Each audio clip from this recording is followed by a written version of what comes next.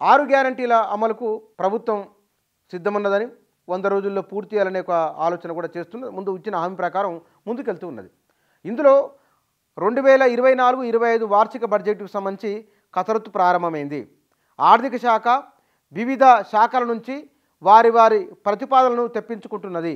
ఇందులో 6 గ్యారంటీలకు సంబంధించిన అంశాలు ఉన్నాయి. ప్రధానంగా ఈ 6 గ్యారంటీలను అమలు చేయాలంటే ఎంత బడ్జెట్ అవసరమవుతుంది, ఇందులో కేంద్ర ప్రభుత్వం నుంచి వచ్చే ఆ వాటాను, ఏపీ నుంచి మనకు రావాల్సిన డబ్బులను ఇవి బడ్జెట్ లెక్కల్లో చూపొద్దు, లేదా రాష్ట్ర ప్రభుత్వానికి వచ్చే పనులు పెరగబోతున్నాయనే గాలి అంచనాలు వద్దు, యథార్థ స్థితి ఉండాలి, వాస్తవాన్ని ప్రజలకు చూపించాలనే ఆలోచన ఉన్నది. కాబట్టి బట్టి విక్రమార్క ఆర్థిక మంత్రి, డిప్యూటీ ముఖ్యమంత్రి వారు చెప్పిన మాట ఏమిటంటే, మీరు యథార్థాన్ని ప్రజలకు చూపించే ప్రయత్నం చేద్దాం, ఆ ప్రయత్నం చేయండి అనేది. గత ప్రభుత్వము 2,90,000 కోట్ల రూపాయల బడ్జెట్ పెట్టింది, కానీ అంత మేరకు రాలేదు. ఈసారి కూడా అంత రాదు. ఎంత వస్తుందో అంత చెప్తే కనుక ఆర్థిక పరిస్థితిపైన ప్రజలకు అవగాహన వస్తుంది, నిజానిజాలు ఏమిటో వారు తెలుసుకుంటారని చెప్పే ప్రయత్నం ఒకటి. ఇది 6 గ్యారంటీల అమలులో భవిష్యత్తులో ఏమైనా కుడి ఎడమై ఏమన్నా ఇబ్బందులు వస్తే కనుక యథార్థాన్ని ప్రజలకు చెప్పాలి. కాబట్టి బడ్జెట్లు యథాతథంగా ఉండాలని చేసే ప్రయత్నం ఒక అంశం. రెండవది, ఈ లబ్ధిదారుల ఎంపిక గ్రామస్థాయిలో ఉండాలని, గ్రామస్థాయిలో లబ్ధిదారులను అర్హులను ఎంపిక చేసి ఏమన్నా అనర్హులు ఉంటే కనుక, ఏమన్నా పొరపాట్లు ఉంటే కనుక అక్కడికక్కడే వారిని తొలగించి నిజమైన అర్హులైన వారిని అప్పటికప్పుడే దరఖాస్తు తీసుకొని వారికి ఇవ్వవచ్చు అనే అంశం కూడా పరిశీలన చేస్తున్నారు. బహుశా ఈ దరఖాస్తుల స్క్రూటినీ ప్రక్రియ కొనసాగుతున్నది. ఈ సంక్రాంతి పండుగ తర్వాత బహుశా జనవరి 3వ వారం నాటికల్లా మొత్తము దరఖాస్తుల పరిశీలన పూర్తవుతుంది.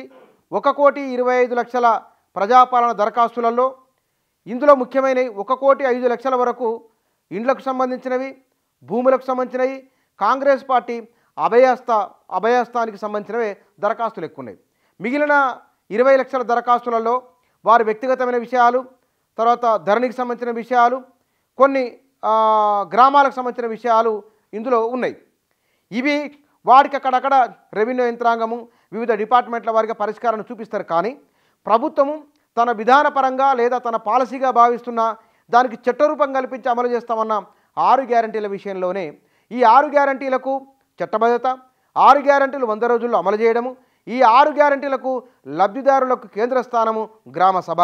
ఈ గ్రామసభ ద్వారానే ఆ లబ్ధిదారుల ఎంపిక ఉండబోతున్నది. కాబట్టి గ్రామాలలో ఉన్నవారు, అర్హులైన వారు, పార్టీలకు అతీతంగా ఇల్లు లేనివారు, పెన్షన్ లేనివారు, వృద్ధాప్య పెన్షన్ కోసం పెట్టుకోవాలనుకున్నవారు, ఒంటరి మహిళలు, రాయితీ పైన సిలిండర్ పొందేవారు, తెల్ల రేషన్ కార్డు కోసం దరఖాస్తు చేసుకునేవారు, వితంతు మహిళలు, ఒంటరి మహిళలు, బీడీ కార్మికులు, నేత కార్మికులు, వృత్తి కార్మికులు, ఇట్లా ఎవరున్నా సరే వీరందరూ కూడా గ్రామ స్థాయిలోనే, గ్రామ సభలోనే మీ వాదనను లేదా మీ అభిప్రాయాన్ని మీకు అవసరం ఏమిటో కూడా వారి దృష్టికి తీసుకొని పోవచ్చు.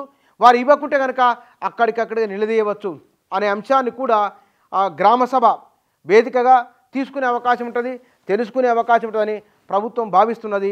అందుకోసమని ఆర్థిక పరంగా తీసుకోవాల్సిన చర్యలు ఒకవైపున, రెండోది లబ్ధిదారుల ఎంపిక ఎట్లా ఉండాలన్న దానిపైన మరొక వైపున ఈ 2 అంశాలు పారదర్శకంగా ఉండాలి. ఈ 2 విషయాల్లో ప్రజల నుంచి విమర్శలు రాకుండా ఉండాలనే భావనతో కాంగ్రెస్ ప్రభుత్వం ఉన్నది.